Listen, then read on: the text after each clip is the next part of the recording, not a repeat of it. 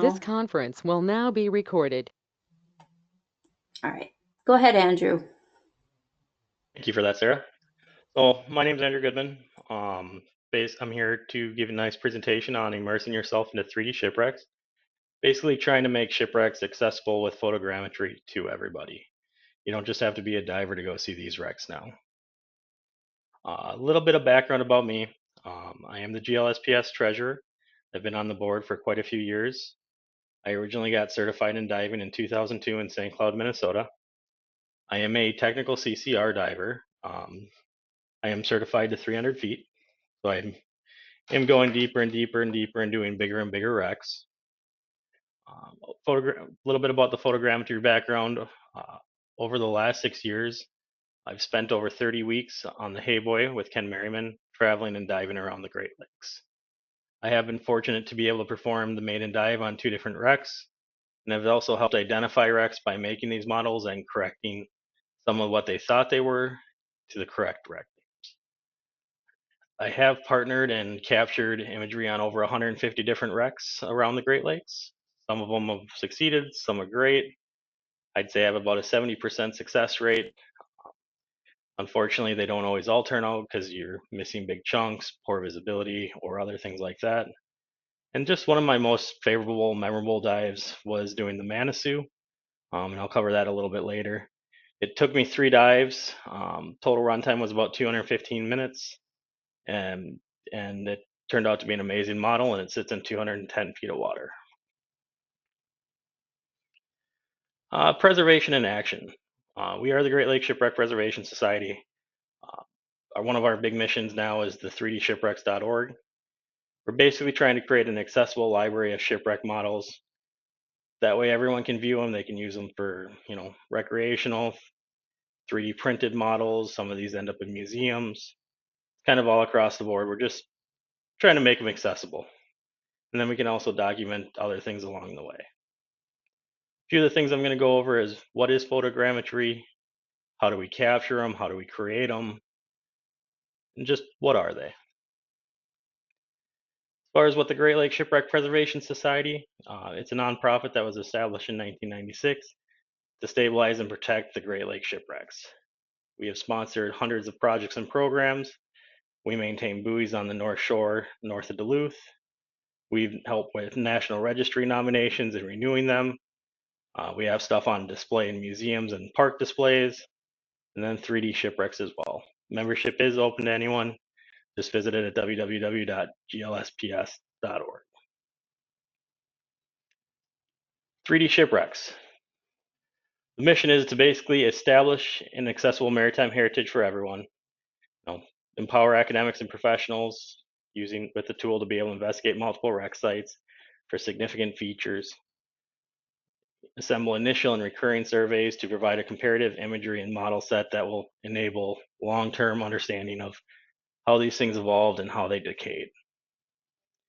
It is estimated that there are 5,000 to 8,000 shipwrecks that exist in the Great Lakes, with only about 1,000 of them to 1,400 that have been discovered.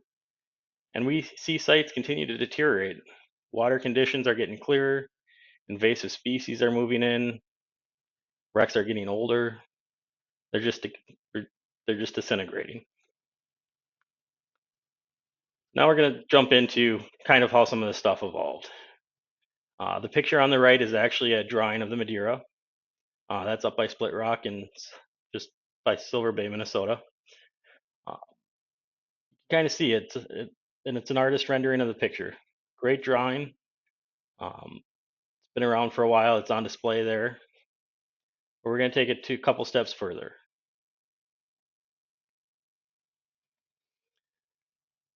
People then started hand drawing these. You can't see it very well in the picture there, but you can see some fingers at the top of the page.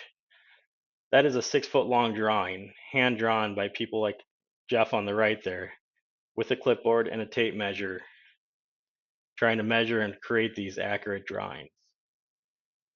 Takes a lot of time, a lot of resources. Turns out great. They use them for years. They still use them. And that's what they submit with some of the National Registry stuff.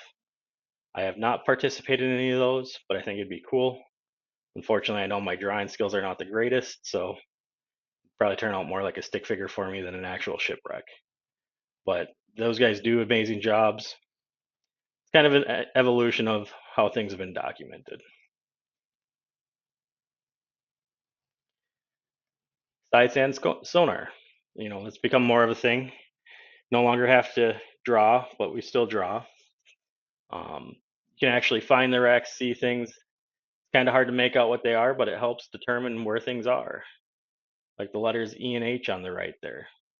Those are pieces of the Madeira shipwreck. They're hard to make out, but with the right people, the right technology, kind of able to find this stuff.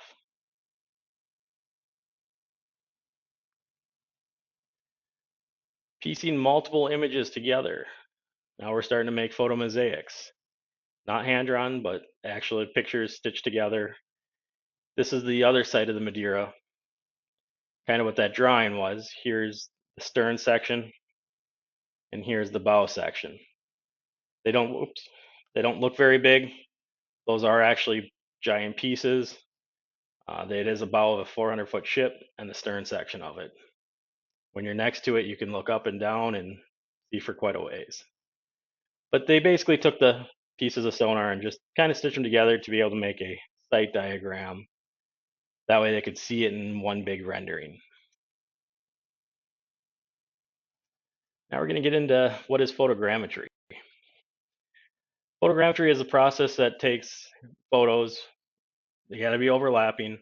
We try to shoot for about 70% to get proper overlap and take them digitally, enhance them to be able to create a 2D or 3D digital model of. There's a couple steps to it. There's the image collection and then the digital processing. I say the digital processing part's the harder part. A couple of the other people say the image collection is, but it's up for debate. But not every model turns out great. Like the model, the Tug Sport here. First time running that, you can kind of see there's a big chunk in the hull there. That piece is not floating in the water, it's actually attached. There was not the greatest visibility in that, and there was some cleanup that needed to be done.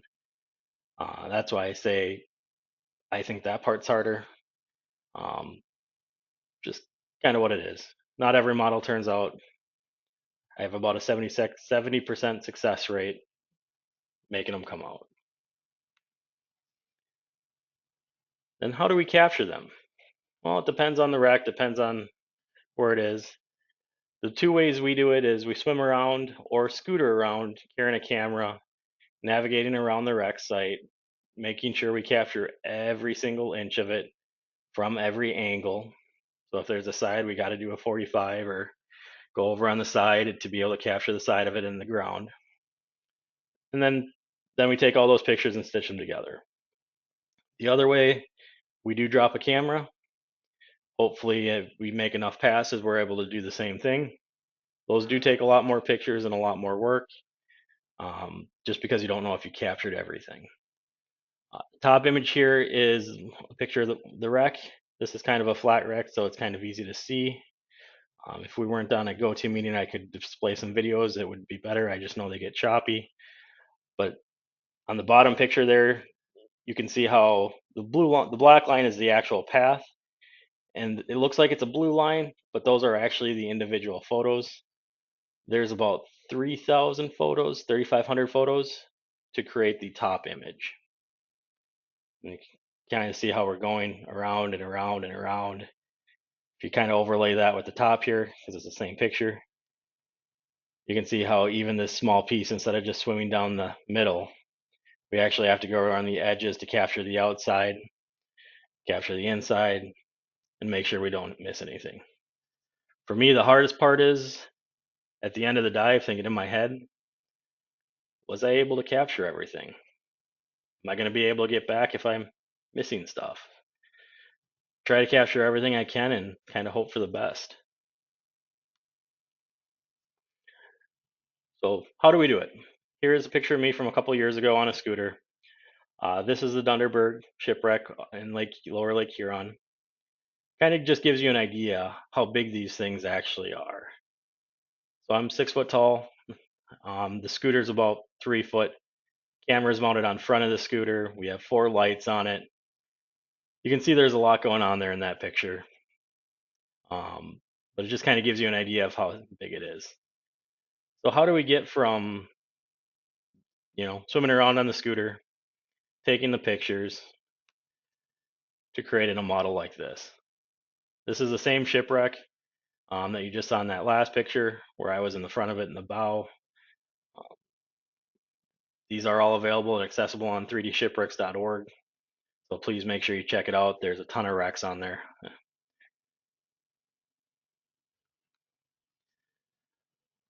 So what do we do? How do we do it?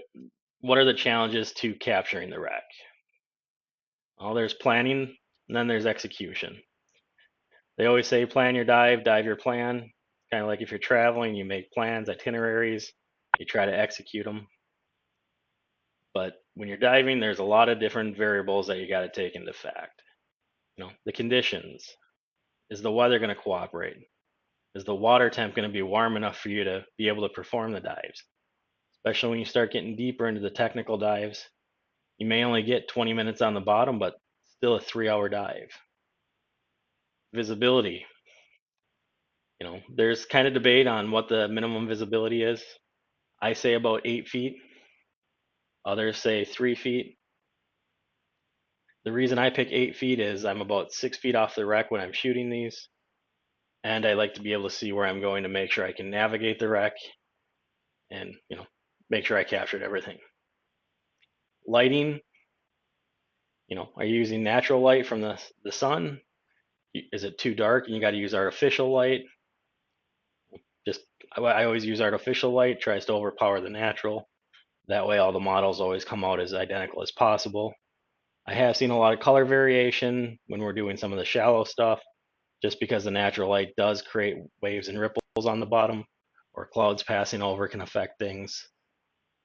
We have done stuff at night to try to reduce natural light, but it does pose other challenges because you can't see where you're going. Sometimes I've had to have a diver in front of me just swimming so I can follow him while I do all the work with the camera. Coverage. How long is it going to take me to do it? How much time do I get? People always ask me what's my max time I can spend on a wreck. I give them the same answer every time. 40 minutes is the max. Beyond that, my lights die. So I kind of have to base it off that. The deeper I go, the less time I get. So that's where the depth comes in. From there, it's just trying to figure out how many dives it's going to take so I can plan. If it's going to say I'm going to need 15 dives and I'm only there for 2 days and can only get 3 or 4 dives in it, does it make sense to try to capture it? How big is the site? And then navigating the site. They all kind of blend together and all kind of pose different challenges as you go. The equipment that's needed. The deeper you go, the more tanks you need, the different gases you need. It's just a lot goes into it. And then it does take some diving skill. How are we going to enter? Are we going to enter from shore? Do we have to go over rocks? Usually we go off a boat for the shipwrecks, but I have done stuff from shore. What's the buddy plan? Can't really have your buddy in your photos, otherwise he'll make himself part of the wreck, and we all know he's not going to stay on the wreck. So we try to make sure they stay out of the camera. They're there to assist if need be. Buoyancy is important so they don't silt things out or make it so we can't do what we need to do. I've even been guilty myself of silting out wrecks while I'm trying to capture them. Unfortunately, those things don't pass. Usually that ends up happening when there's poor visibility and I can't see that there's a dirt mound or something and end up touching the bottom, and visibility goes from 15, 20 feet to 0, which can be very disorientating when you're underwater and you don't know which way's up. And then your task loading. You're you're trying to shoot pictures, you're scooting around on a scooter, making sure you don't hit stuff, watching your depth, watching your time. There's a lot going on. And then you're also thinking in your head as you're processing, did I capture that spot? Do I need to go here? Do I need to go there? What part am I going to go to next? How am I going to do this? Because not every wreck is intact. Sometimes there's gaps in the middle and you're questioning, Am I going the right direction to hit the other piece? The biggest thing I can say though is safety first. If you're going to try to do any of this stuff, you have to maintain situational awareness. You can't forget how long you've been down there, what your depths are, do you have the correct mixes of your gases, and are there currents or other things that could, cause serious problems if anything happens. So safety is always number one. I mean, I've done wrecks where I've gone down, thought I was on the bottom, came up to the surface, looked at my dive computer, and I'm like, I only went to 55 feet. The depth here is 70. I didn't even know I was on the shipwreck. Visibility was so bad. So we can't always do every dive. We try our best. If you don't think it's doable, safety always comes first. So how did I get into this? First time. So I was in Lake Michigan with Ken. I can't remember which wreck it was exactly, but he looked at me. He just bought this camera. I know he spent about 20 grand on it between the housing, the camera, the lenses, the domes, the lights. And he looked at me and said, "You want to take my camera and try taking some pictures?" I'm thinking to myself, yeah, how hard can that be? Point the camera, maybe turn the zoom a little bit, push a button, take a picture. Then I looked at the back of the thing and said, there is a lot of buttons. Oh, I see an on-off switch. Is there a button I push to take a picture? You can kind of see there's levers on both the right and the left. FYI, one of those turns it to video and one is to capture. So it's like, okay, I don't know how to operate this thing. There's too many buttons. But after a short walkthrough, we figured it out, came up with a method. Now we do something completely different. We do time burst. So we take a photo every second because we can't actually hold the camera when we're on the scooter. It takes the picture for us. The only thing I do is listen for a click, click, click, click for the camera taking a picture every second for about 30 to 40 minutes on average. You kind of get a little tune in your head. Click, click, click, click, click. Now I know how to go through the menus, navigate everything, go through it all. And what type of pictures do you take? The left is a picture of the Stella Chamberlain, the boilers. It's a great picture. It kind of depicts them well, kind of shows how big they are. You can kind of see the stacks in the back a little bit coming up. And you look at the right picture and be like, well, that's kind of a crummy picture. Well, when it comes to 3D photogrammetry and making these models, it's more important that we get more pictures, more detail. We have to be close enough, otherwise it can't put the points together to be able to stitch the photos together. They're not great pictures. The software likes it better. So that's why we're about, on average, probably 5 to 8 feet away from the wreck, capturing similar photos to this. You can kind of make all the muscles. Muscles do help. We find that silt and debris, or silt and sands, make it harder because they can't piece them together. Same with when there's algae or seaweed, it makes it a little more difficult. So how do we get from this, now that we captured our pictures, ran them through the software, you're able to view those same boilers in a 3D image. Instead of being able to piece this photo of this boiler, this photo, you're going through them one by one by one to see what you want to look at. You can actually just pull the model up now. You can zoom. If you're actually on the 3dShipwrecks website, you can launch them, go full screen. You can zoom in. Some of these do have scale bars in them, so you can measure. But here you can see how small the boilers are in comparison to the entire site. So these boilers don't look that big if you're looking at this picture, even though we know they are quite huge in person. You put them into a model, see the rest of the ship, they don't look very big. It's kind of eye-opening too, like you see different stuff, you learn different things. There's things you don't see that you might have dove this wreck 100 times. You just don't recognize what that piece is, but now you can actually zoom in and see it in a whole. I can kind of get into that a little more in a couple slides from now. We don't always get the best information either when we're on some of these. So the Malabar 4 is in Presque Isle. It's not a very big sailboat. I think it was only like 50 feet long. Rises 6 feet off the bottom. Sits in 130 feet of water. It's a it's a wreck that sits, isn't dove very often. It's in an area where there's a lot more common, way better intact wrecks. And we had some crummy weather. This one's a little more sheltered. And I'm like, well, why don't we try to capture this one since we got weathered out on the other one? The only thing I had to go off of was the text you see here. The Malabar was a yacht, reputably once owned by President Coolidge, burned in the 1980s, lies in 129 feet of water, raises 6 feet off the bottom. That's all the info I had. Couldn't find any pictures.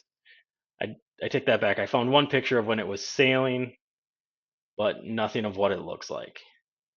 So we found the coordinates using side scan sonar, able to get on the wreck, went down, and was able to capture this. When I showed you the picture of the buttons on all the back, when I said one of those went to video, somehow I turned it into video instead of taking pictures. Didn't know how to get it back out. I was already down for a couple minutes because I had to swim about 50 feet to the wreck from the anchor. Got to the wreck and be like, crap. Spent like 2-3 minutes trying to figure out how to get the camera out of video mode. Couldn't figure it out, so I just shot it in video. It just goes to show that you are able to capture things using video, not just pictures, and they still can produce amazing results. It's kind of cool that you can zoom in on these. Like up here, there's actually a motor still. You can see the mast down here. On the other side of this, I can't rotate this in the PowerPoint, but there's actually, you can still see the red paint on the wreck. It's really kind of fascinating when you can see what's down there and still intact and what still exists. But there's only so many shallow wrecks though. Now we're starting to get into longer wrecks. The longer they get, the wider they get. The wider they get, the taller they get. And as they become more intact, the deeper they get. It's kind of like everything just keeps growing. You don't see too many really beat up shallow or wrecks that are super deep. They're usually deeper and better intact, but those ones are also usually taller, wider, and longer. Here's a 320-foot whaleback. This is the Clifton. This is a hand drawing from Robert McGreevy. An amazing drawing. This was done from basically video captured footage. He was able to repiece it together, draw it out.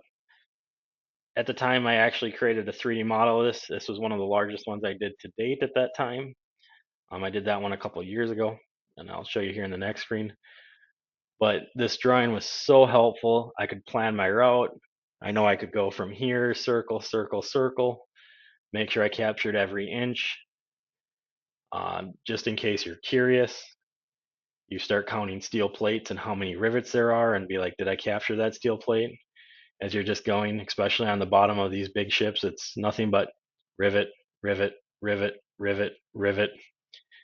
Then you get to the front, you get to see stuff, and you get to the backside again, and you're like, rivet, rivet, rivet. You do get to see every inch of the wreck. Some of it's boring, some of it's cool, but thanks to this drawing, I was able to do this in 2 dives. Here's a picture of the model and almost the identical thing. You can see there are some differences, but it's just kind of amazing how it went from hand drawing to be able to take, I want to say this was 4,500 pictures or 5,000, stitch them together and produce a similar result.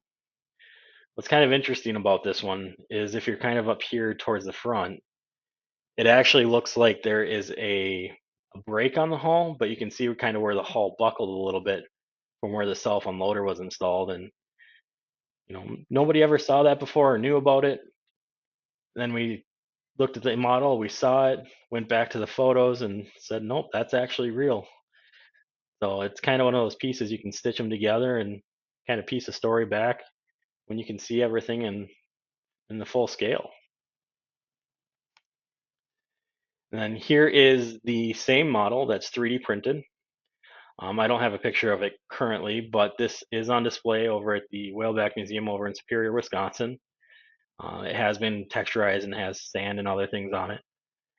But it's just taking it to the next step, so people can actually 3D print these and go from there. We are still learning how to 3D print these. There's a lot that goes into taking a model, filling in all the gaps to be able to make it printable. They basically say you got to make them watertight, which we're still learning. They helped us with this one, but it just kind of shows what you're able to do with these. And they can be put on display. They can be, put on a shelf. This one was, I think, 14 inches long. I know some few people that are trying to print these that are 3 feet long to create even bigger models of them. Not every wreck is in peace, and some of these are challenges. For example, this is the Forest City. You can see it's kind of going up a rocky cliff here. The shallow part of this is in 20 feet of water. And the stern of the section down at the bottom in the sand is in 160 feet of water. Trying to learn how to do this, I'm like, okay. Ken's like, we're going to try to throw some challenges at you here. We're going to go do some stuff on slopes. I'm like, okay, let's try to figure this out. Maybe I can do them in sections. Trying to learn on the fly because there was no manual, basically. Started kind of up at the top, worked my way down the side, went around the stern a few times. Trying to figure out, okay, this is going to be difficult. Needless to say, you're only allowed so much time on the bottom before you have to come up. And I'm like, okay, I'm going to try doing this in 10-foot sections. Up, down, up, down, up, down. It was too big a change in buoyancy, and I ended up having to go across the deck and then kind of like mow the yard all the way up to be able to produce this. It's kind of interesting to see. This is only about 160 feet long, but it starts in 20 feet and it goes down to 160 feet. Just amazing. Not every wreck is easy to do. And then one of the other challenges he threw at me was arches. You can kind of see here, this is the, I think it's the city of Detroit. How do you capture all 4 sides of an arch? Keep in mind these arches are probably 16 inches by 16 inches squares. And then they're arched like that across the entire wreck to basically give it strength, the hogging arch. Okay, I'm going to try capturing how I normally do. Try to go, at maybe 45-degree angles. Turned out that wasn't enough. Ended up having to do 45s on the top, go sideways, and then slowly work my way down while trying to capture stuff into the wreck as it goes. There again, you can only be so far away. You can't silt things up. If I was to touch the deck or the ground, it would create a giant silt cloud and make it impossible to capture photos. Easiest way to describe that is go turn your headlights on in a snowstorm. The brighter the light, the less you're going to see. So putting it all together, and how do we create some of these bigger, more unique models? Here is a picture of the Madeira site. That was one of the first slides where I had the artist rendering of it that he drew it and some of the sonar pieces. Here's the bow section. Here's the stern section. Here's some of the midship. Here's the pilot house down here. This site, this model covers about 4 or 5 acres. You can barely see it on the left side here by the bow, that little white speck. Just to give you an idea, that is a 3-foot marker. So try capturing all this, every single inch of it without missing a spot. It was the largest I did at that time. This was about 26,000 photos. Surprisingly, it came out together and it only took a few tries to process. Unfortunately, those first few tries, it was kind of painful because you click a button, then you wait for a few days to see if it actually worked or not. But it's just amazing. One thing I really like about this is I showed it to someone before we published it. Has been diving the wreck for probably 15 years at that point. He didn't even know what he was looking at. And then I pointed out a couple of the key features like here's a bow, here's a stern, here's a pilot house, kind of goes down a slope. And then he finally recognized what wreck it was. And he's like, that is amazing. I thought that piece was here, that piece was there. You know, people don't realize these pieces, they're large. You think you're going right underwater, but it's actually straight. You just know how to get there. You know, it makes it easier for people to view, makes it safer. They know where they're going. You know, it's a different view. And I said we were getting bigger. Unfortunately, this one didn't come out well. It's not published yet. I do have some issues in it. We're still trying to get fixed. But this is the bulk freighter Cedarville. Think it's 1927. This is a 600-foot freighter in the Straits. That is the same size as some of the freighters that are still going around the Great Lakes today. But this just puts it into perspective, like how large it is. You know, it just kind of amazes me that this is 18,000 pictures. Yes, on the backside it's there too, but it's a lot of steel plates and rivets. Trying to navigate those is which line was I on, which plate was I on as I'm going back and forth, back and forth, back and forth, trying to cover these. Because this one does come up 40, 50 feet off the bottom.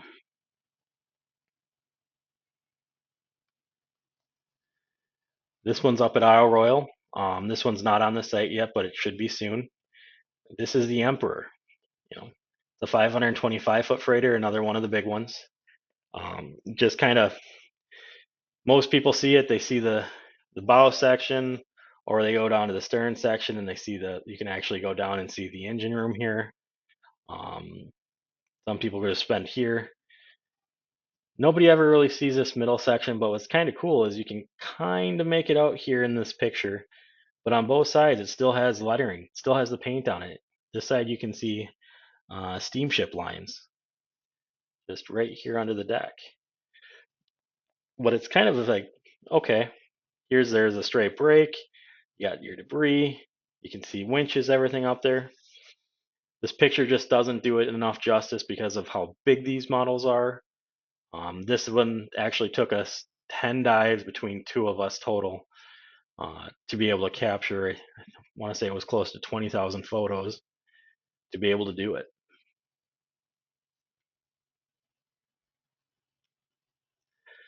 And then here's one of my favorite ones. This is the Manitou. This is the one that sits in 210 feet of water. This one is kind of a special one.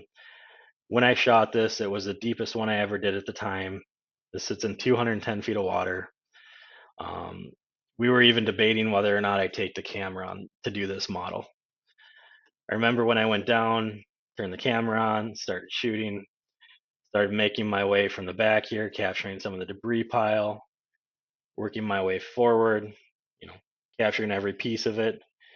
This does sit at about a 15-degree angle in the mud. So as I'm going here, now, okay, now I got to turn the camera upside down and shoot upwards. I'm going to capture the bottom of a shipwreck. So it's kind of weird being at 200 feet and plus in the water and being underneath a shipwreck. And then back around, circle, make all my way up.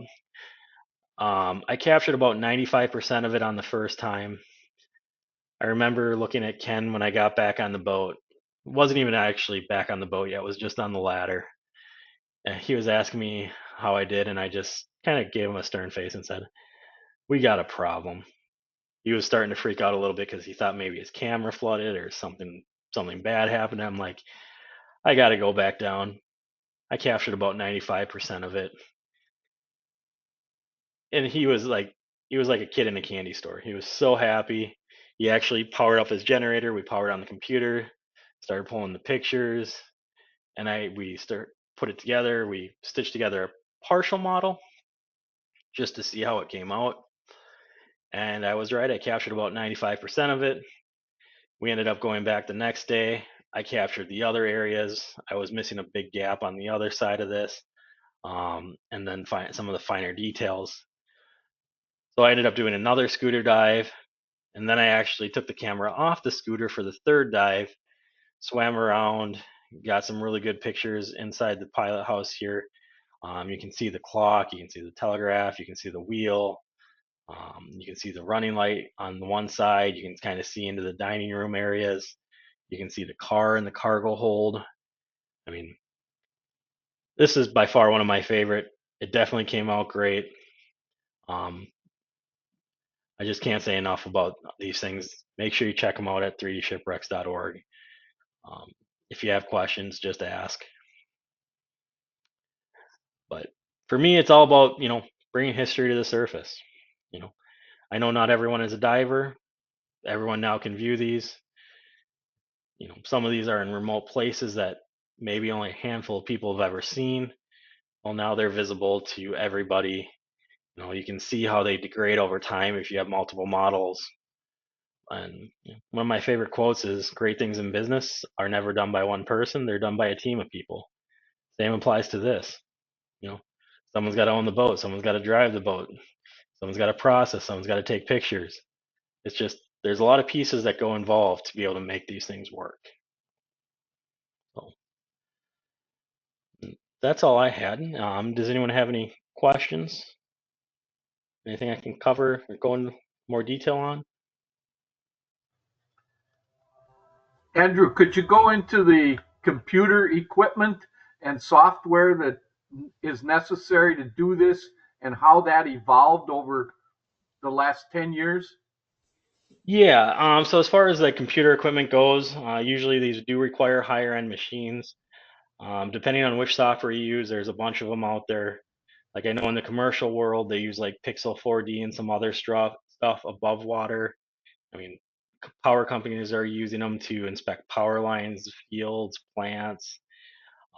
So there are a variety of software. The one we ended up finding that works the best is Agisoft. It is a Russian-owned company, but they are one of the better ones out there as far as being able to stitch together the photos. Um, Usually the systems, they usually have like an i7 or an i9 in them. Usually 64 gigs of RAM is about the minimum we find that's needed, because you are loading all these photos into RAM. And then they also do require a higher end video card. And depending on what step, it'll either use the processor, the RAM, or the GPU, depending on what it does. And the bigger thing it does is, if you have, say, 5,000 photos, depending on what sensitivity you go at, you have like low, medium, high, and then like highest, I think. It takes that photo, breaks it down into 40,000 different points, and then it remembers on each one of those photos where the points are, and tries to find where another photo has an identical piece that it can stitch together. You do have to calibrate it for your camera and your lens type. We shoot with a fisheye, so it's a really wide lens to capture a wider area. If you don't tell it it's a fisheye, your shipwreck will look like a rainbow. It just kind of curves exactly like a rainbow does because it didn't know it was supposed to be a fisheye. Same as if you're shooting with a rectilinear lens, where it's the fisheye. Stuff happens like that. Some of the other people I know are using Zephyr. That one's a little bit more expensive. It does the job as well. We just found that Agisoft works best.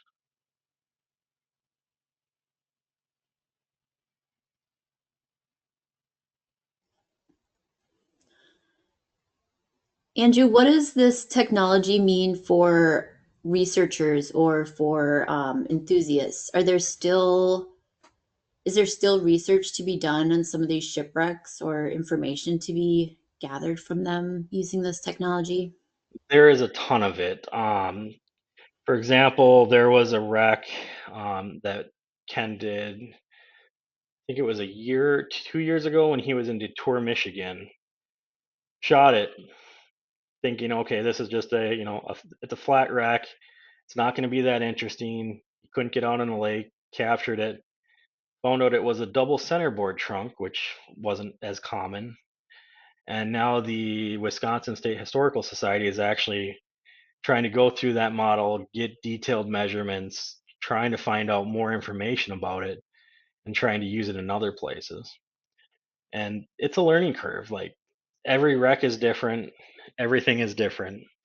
The Madeira, for example, when I shot that wreck has even changed since then, and they're asking me to redo it.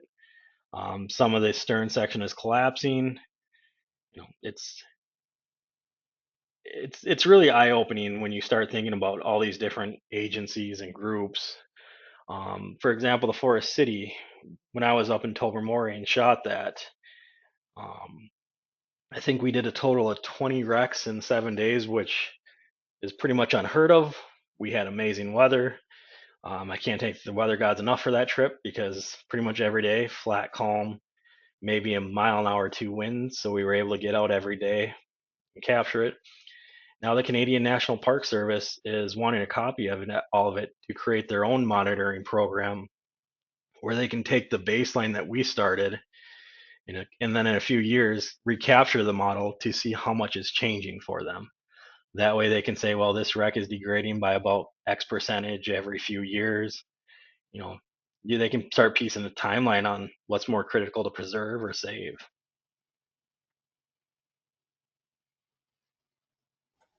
That's so interesting. One other question we got. Can you share any wrecks where your documentation helped solve any mysteries? Yes, I don't have what on here, but there was one that was found by Dave Trotter. They thought it was the water witch. We were asked to come in. I was asked to go down, create a model of it. Captured the model. It took me a 40-minute dive. After we were piecing everything together, got the model created, found out there is no way that could be the water witch. Water witch had a walking beam engine, and this had a beehive boiler. Well, that then raised some other questions like, what wreck is this? There was another wreck that was in the area that sank at similar time frame, called the Troy. And then there was another one that was not found yet called the Bucephalus. These are in lower Lake Huron. And it's like, okay, are these wrecks identified right? Are they wrong? There's still some debate on depending on who you talk to, on whether the Troy is the Troy or the Troy is the Bucephalus and vice versa. But where it becomes more interesting is like the beehive boiler on that. That wasn't very common. We found some documentation. We found there was only 13 of them produced. The Troy had one, but the Bucephalus did not. And one of the other wrecks, or two of the other wrecks, I should say, I shot. One of them was the Indiana up in Whitefish. The Smithsonian DC actually removed the boiler and some other pieces of it, and they have it on display in DC. And there was a guy when we posted that reached out, and he was part of that team, and he's wished he had this model in the 80s. And when he wrote his thesis, he sent us his thesis that had 250 pages roughly in it, very, very detailed, and it had a hand drawing blueprint of this boiler. And it was like, okay, wow, that definitely matches this key to key, so we know it's kind of this time frame. But then that doesn't explain this other wreck. So there was another wreck that was the Challenge, which sank, I believe, on its maiden voyage just east of the Straits of Mackinac. That was a twin screw. The boiler, I'm like, as I started looking at this, I'm like, that other boiler looks really familiar. Well, sure enough, I pulled up that model, started comparing the two. I'm like, I think this is this wreck. I think this is this wreck. Here is why. These two wrecks were a year apart. They had this same boiler. These two wrecks were the same boiler. So it kind of, for me, I think they're one way. Other people still think the other way. It's not always perfect, but some of these shipwrecks, I mean, you can't just find a nameplate or a identification number. There's just maybe a piece of hull or boiler left, and you try to compare, you know, all the models and what you've seen and learned to be able to identify, okay, maybe this was this time frame. Now that I can narrow it down, I know it's this area, narrow it down and try to get to what the wrecks actually are. So it does help identify. Another kind of funny story is there is the dolphin in the Straits of Mackinac. It's an amazing wreck. It was one that Ken found. I remember going down on it for the first time. It took me 3 weekends of good to finally get good weather to be able to go down there and see the wreck. He's like, while you're shooting pictures, I need you to check for this, this, this, this, this, this. I had to write it all down on my slate and bring it down. And while I'm trying to go on the scooter, not run into things, making sure I'm capturing the pictures, while trying to read my wrist on what I'm looking for and trying to find it on the rack, it was like check, check, check, check, kind of like a grocery list um, to be able to create the model. And it also proved that it was the wreck and helped identify it because they knew where the damage was, the damage matched. They knew what the cargo was, the cargo matched. They knew the size. We were able to use a scale bar to measure the size and get approximately with pretty close. I mean, I think we were off by a couple inches from what they said it was. And it's just like, huh, that's definitely the wreck, and there was no argument about it. Funny thing about that one, someone claimed they found the same wreck upside down in a harbor, and weren't able to fully say that it was the dolphin, but they predicted it was just because of the area. But there again, it helped straighten out this wreck is this wreck is not that. And then they had to go back to the drawing board and figure out what that other wreck was, but they were able to find it. So it does help identify them and kind of set some of the history straight too. That's cool. Another question, how was all this equipment and work financed? So Ken personally bought the camera himself. I own my own setup as well. We all pretty much purchased our stuff on our own. As far as the database goes, that is owned by GLSPS. We basically do everything on our own dollar and our own dime and donate the stuff to the society for them to maintain and own.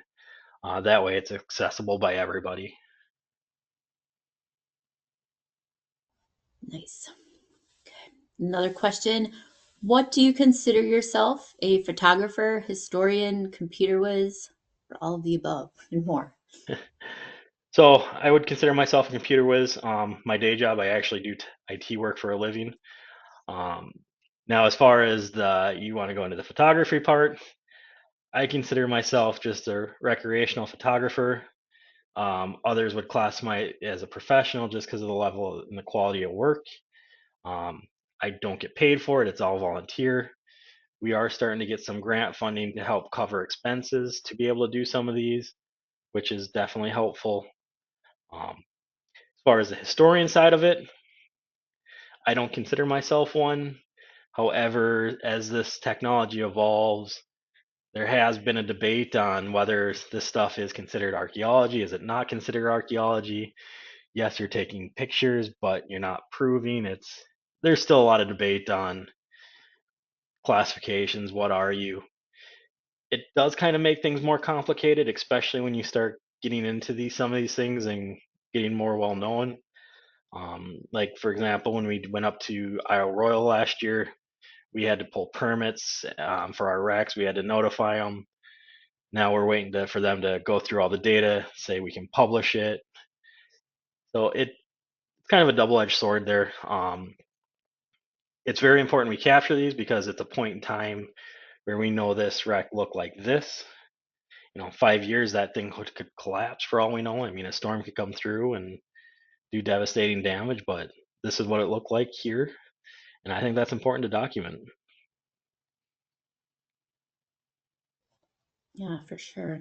So you explained how you got into 3D modeling, but how did you get interested in diving and shipwrecks? So I was always in the water growing up. My family owned a pool. I was always swimming. I worked at a pool for many years. My mom took a college course in scuba diving. She said I should get into it. I should try it. So I got into it when I was 12. I didn't really do much of it until about 10 years ago, 12 years ago. Started getting back into it, um, doing some of the local lakes around here and then Caribbean stuff, warm water. I love warm water. It's less work because you don't have all the gear, but I love the wrecks in the cold water. Um, and then I met a couple guys that said, "Yeah, I do this up here, and let's go try it." And then it's like, "Okay." And then he's like, "Well, then next time, well, I own a boat. You want to come out and do some boat dives with me?" Great, sure. Then it was like, "Hey, do you want to go take some pictures for me? I'm gonna try to create some 3D models of the stuff." And I'm like, "How do you do that?" And he's like, "I don't know. We're still trying to figure that out. There's no owner's manual on how to do this stuff." When we got into it, it was still relatively new. Um, like at work, I know using it in different places now. Um, they do it above land or above water, I should say, where they have amazing visibility. They can do it with a drone and be 300 feet away and still capture things. Well, underwater, I'm lucky if I get 10 feet. So it's it's just been a slowly evolving thing. And then, after you do the first one, you're like, okay, I want to go see this next wreck. Okay, now I get the hang of it. Now I get the hang of it. I want to keep going, doing more and more and more. The drawback to that now is if I go like to the Caribbean and I go dive a wreck or down to Florida and do a wreck, I'm thinking in my head, well, only if I had my camera and scooter, I would capture this way, do this, and this. But I don't have that, so I just got to enjoy myself. Not it's I do enjoy diving them up here. But like I say, some of it gets boring when you're just looking at steel plates, basically a flat plate with rivets and some zebra mussels on it, versus seeing the cool stuff. But I look at it as a good trade-off. Like I get to see these wrecks, I get to document them. I bring them back to the surface. Most people I know that don't dive or can't dive, and they love shipwrecks. They love looking at the models. They can pull them up anywhere in the world. They can share them with their friends. They're like, "Oh, I didn't know that was there. I dove that for 20 years." Or to the flip side, if someone takes something off a wreck, well, we have a point in time. Well, here it is in the model. Here's the pictures. Where did it go from there? So it's just been one of those things, just trying to capture it. You start doing something, you get good at it, you enjoy it. I just trying to do bigger and better wrecks and trying to improve every dive. Yeah. Another question, how far down can you safely dive? Is there a particular lake that is more challenging to dive in? Um, so it depends on your certification. Um, the deepest wreck I have tried to attempt to shoot a model on was 260 feet. It's one of those. It's kind of difficult to explain, but the deeper you go, the less time you get on the wreck. But unfortunately, the deeper you go, the bigger the wrecks usually are. Not always the case. There are small wrecks. Um, so it's really where I find the balance. To be able to do a good job, get enough time to an average size wreck that I'd say is probably in like the 200-foot mark in length. I would say those are usually around 200 feet, where you get enough time to be able to safely capture it without having to go back, 7 days in a row to capture the wreck. Not saying it's not possible to do them deeper. Personally, I think once you start getting below that, you got to start looking at other methods. Eventually, I would like to get into the ROV territory where we can do deeper stuff or bigger stuff. But that's kind of where the drop camera comes in, and then you just try dragging it and seeing what you can capture. As far as difficulty, the three main lakes I've done stuff in is Lake Superior, Lake Michigan, and Lake Huron. Out of those three, I like the wrecks best in Superior. However, it is the coldest of the three. It's dark. They're usually deeper. One of them that I did in Whitefish, the Comet, kind of crazy. That one's at 230 feet. You have daylight at 200 feet, 210 feet, it's pitch black. And, there's sharp pointy objects everywhere. It's like, okay, that's a wreck where I had to plan. I had someone in front of me with a flashlight going forward while my camera was with the lights was pointed at the shipwreck, and I basically followed him on the entire wreck. So I would say Lake Superior is more challenging as far as underwater. Above water, I would say Lake Michigan is more challenging, just because of the long fetch the waves get. They're usually bigger and rougher. And then my favorite, I would say, is Lake Huron. Usually it's warmer. Instead of 36 degrees, it's usually 45 to 50. That makes a big difference after a half hour in the water. Yeah.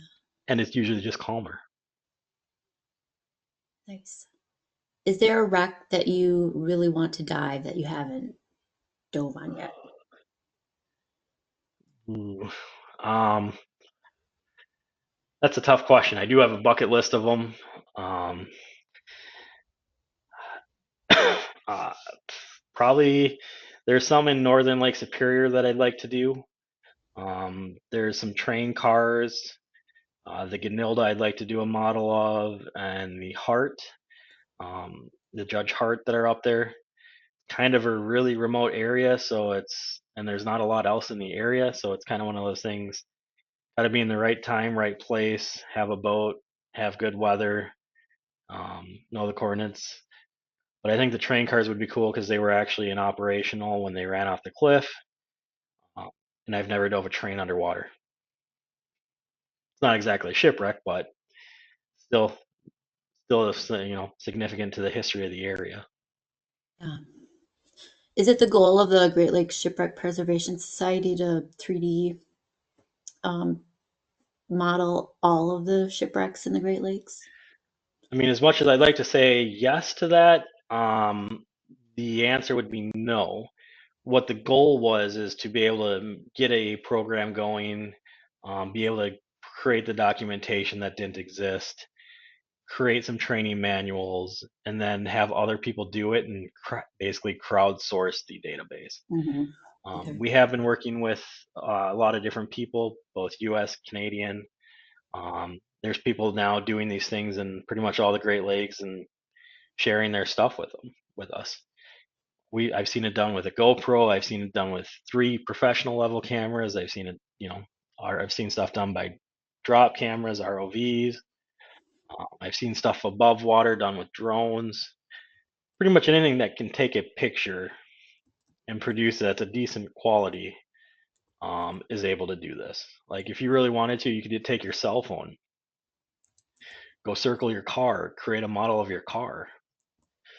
Yeah. They're starting to even do it in real estate, where with some of the 3D cameras, they can just walk around a house and create a model of the house for you. Oh, yeah. Huh. Very interesting. I'm going to just take over the screen for another couple minutes and give a couple updates on our visitor centers. We will stay on for a few more minutes if anyone has any last minute questions and wants to put them in the chat. Just an update on our respective visitor centers. The Lake Superior Maritime Visitor Center is currently open from Wednesday through Sunday from 10 a.m. until 4:30 p.m. You've got cell phone tours outdoors and then a virtual online tour of the visitor center as well. The Sioux Locks Visitor Center in Sault Ste. Marie, Michigan will be closed until May 1st. And the park is open daily from 9 a.m. until 6 p.m. And one more plug for our upcoming October presentation. We'll be having another update on the Sioux Locks, the new lock at the Sioux Locks project. So that'll be interesting to hear what's going on with that. Our question thing. And then here's a couple of links for just to follow us on social media. We've got all of our links here, and we'll put some more links in the chat for the recorded programs. We'll put our YouTube link on there. So again, if anyone's got any final questions for Andrew, feel free to put them in the chat there. What are your plans for the summer, Andrew? Do you have any dives that you're looking forward to? So the plan for this year is we are going to be circling Lake Michigan. We're going to start kind of up by the Straits, work our way down the east side of Lake Michigan, and then come up the west side and do a lot of the wrecks down in the Chicago area and all the way back up the coast. I'm planning on spending about probably 9 to 10 weeks this summer, way more than any previous year. It's going to be a very busy summer. Sounds like it. Well, thank you very much, Andrew. I appreciate hearing about this. I was personally fascinated, and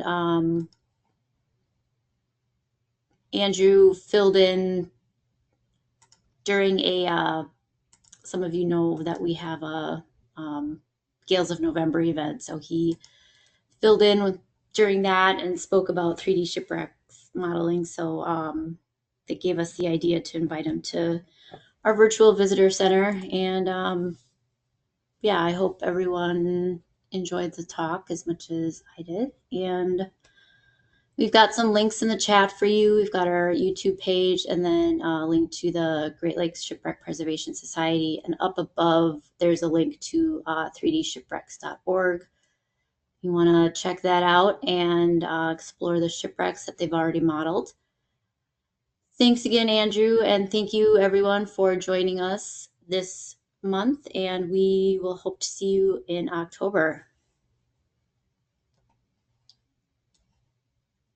All right. Thanks, everyone. Have a good day.